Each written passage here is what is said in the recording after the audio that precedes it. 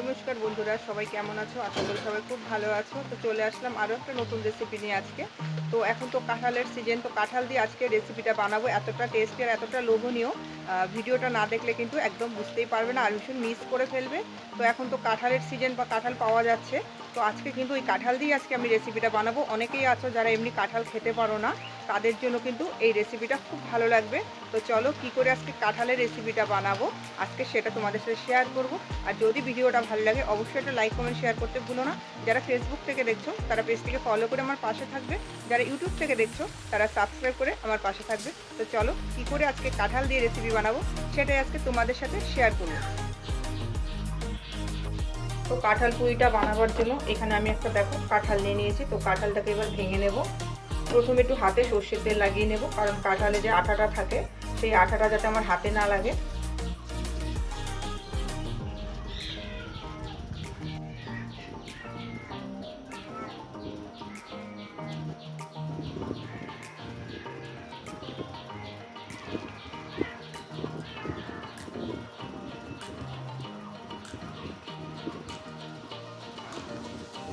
কাঁঠালগুলোকে ছাড়িয়ে নেব।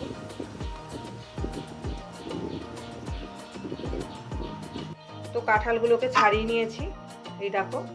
এবার কাঁঠালগুলোর ভেতরে যে আটিটা আছে আটিটাকে বের করে নেব, আর কালো মতো একটা পর্দা থাকে সেই পর্দাটাকে ফেলে নেব।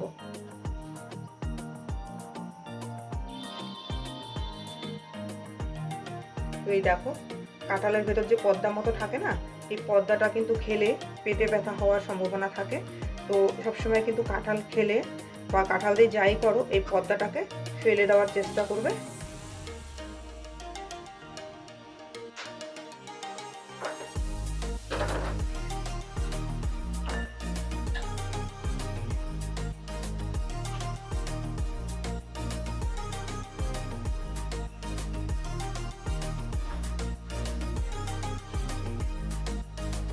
তো কাঁঠালগুলোকে দেখো আটিগুলো ছাড়িয়ে নিয়েছি, আর এখানে একটা মিক্সিং জার নিয়ে নিয়েছি।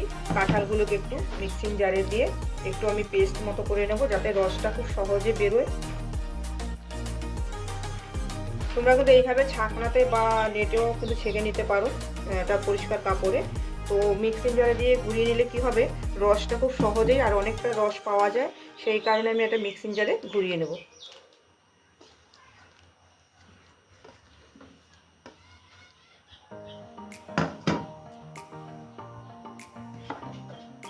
তো দেখো কাঁঠালটাকে মিক্সিং জারে ঘুরিয়ে নেওয়ার ফলে কিন্তু এরকম একটা পেস্ট মতো হয়ে গেছে।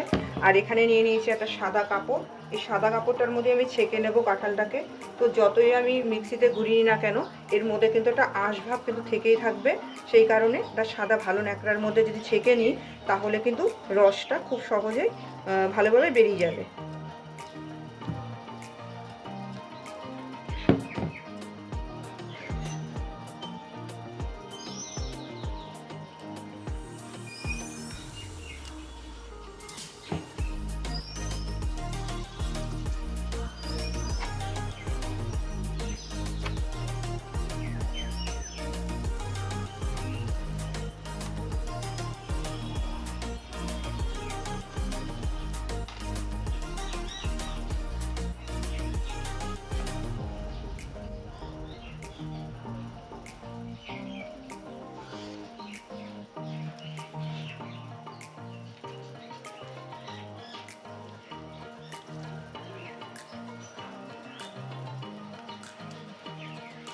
তো কাঁঠালটাকে আমি দেখো ছেঁকে নিয়েছি কাপড় দিয়ে। আর এই যে এখানে দেখো এরকম আঁশগুলো কিন্তু রয়ে গেছে, কাঁঠালের আঁশগুলো, এই যে দেখো। তো এই আঁশগুলোকে কিন্তু অবশ্যই এভাবে ছেঁকে ফেলে দেবে। তো কাঁঠাল পুলিটা বানাবার জন্য আমি গ্যাসের চুলায় একটা কড়াই চাপিয়ে দিয়েছি, গ্যাসটাকে জ্বালিয়ে দেব।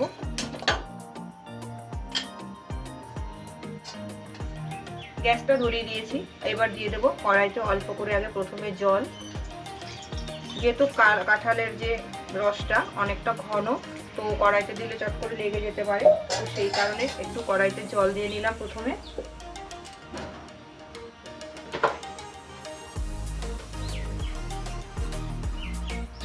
এবার দিয়ে দেবো সামান্য পরিমাণে নুন।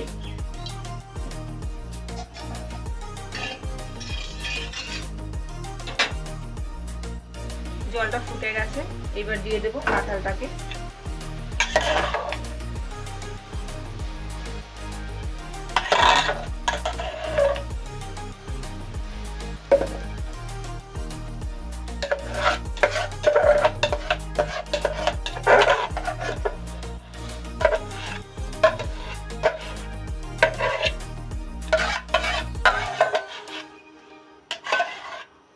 ভালো করে একটু নাড়াচাড়া করে দেব।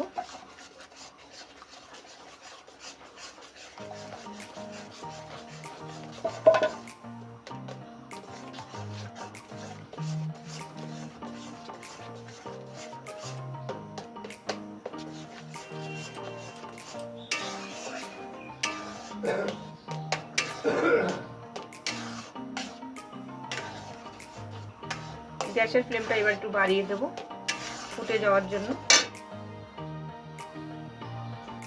তো কাঁঠালটা ফুটে গেছে, এবার দিয়ে দেবো আমি 1 বাটি সুজি। আমি সুজিটাকে কিন্তু বাটি মেপে নিয়েছি, কারণ বাটি মেপে দিলে কিন্তু সবকিছু চট করেই তোমার মাপটা ভালো থাকবে, বুঝতে পারবে, বুঝতে সুবিধা হবে। সুজিটা অল্প অল্প করে দেবো আর খুন্তি দিয়ে নাড়াচাড়া করবো।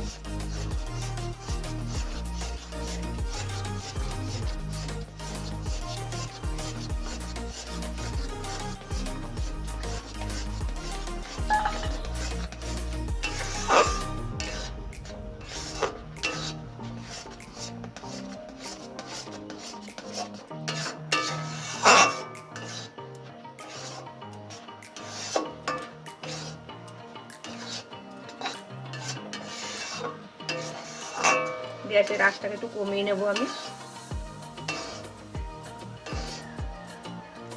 এদিকে আমার ডোটা কিন্তু রেডি হয়ে গেছে, এবার নামিয়ে একটু ঠান্ডা করে নেব।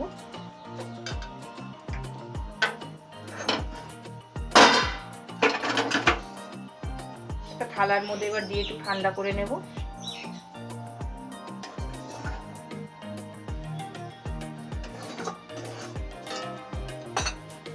একটু হালকা করে ছড়িয়ে দেব।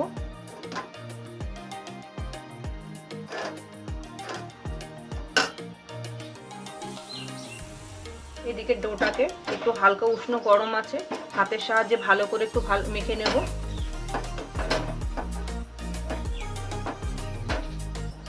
হাতের মধ্যে অবশ্যই একটু সাদা তেল লাগিয়ে নেবে, তাতে কিন্তু হাতে লেগে যাবে না, বা জলের মধ্যেও ডুবিয়ে নিতে পারো।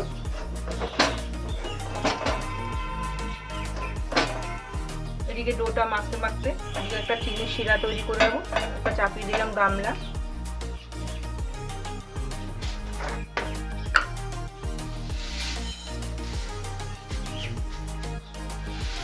আমি কাঁঠাল পুলিটা বানাবার জন্য এখানে 1/2 বাটি চিনি ব্যবহার করেছি, যেহেতু কাঁঠালটা মিষ্টি, তো মিষ্টিটা কিরকম খাবে বা কিরকম রাখবে সেটা তোমাদের উপরে নির্ভর করবে। 1/2 বাটি জল,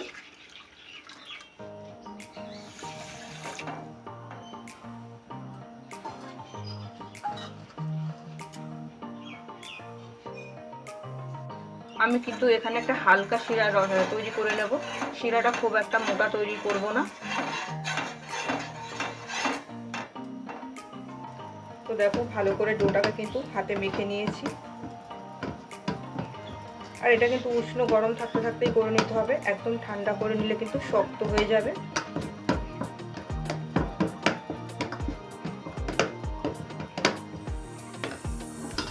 এবার আমি হাতে একটু সাদা তেল লাগিয়ে নেব, দুটো হাতেই, সেটা আমার পুলিগুলো করতে কিন্তু খুব সুবিধা হবে আর হাতেও লেগে যাবে না। সেরকম ছোট ছোট লেচি কেটে নেব প্রথমে, তারপরে হাতের সাহায্যে একটু এরকম করে একটু লম্বা শেপ দিয়ে নেব।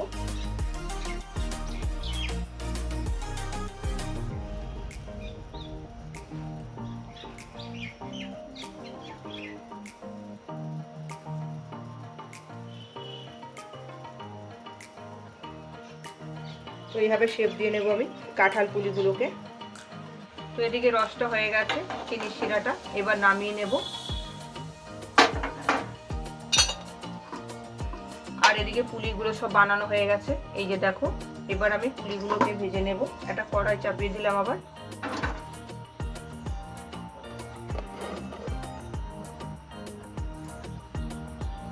কড়াইতে দিয়ে দেব সাদা তেল।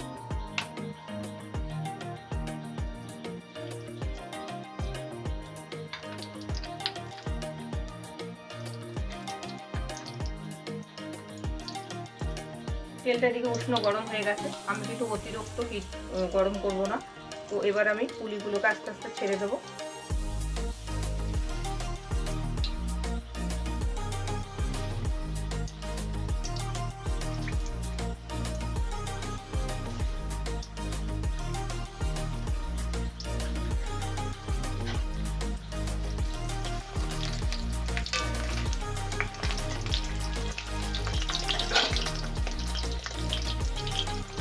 তো পুলিগুলোকে আমি উল্টে পাল্টে ভেজে নেব দুটো পিঠি।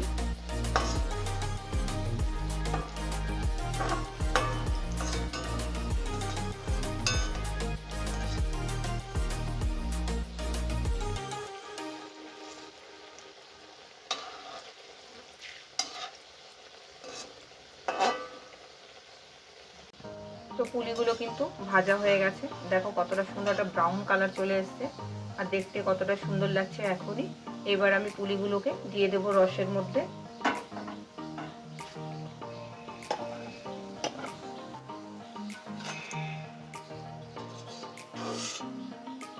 পুলিগুলোকে সব রসে দিয়ে দিলাম। তো একইভাবে বাকি পুলিগুলোকে ভেজে নেব।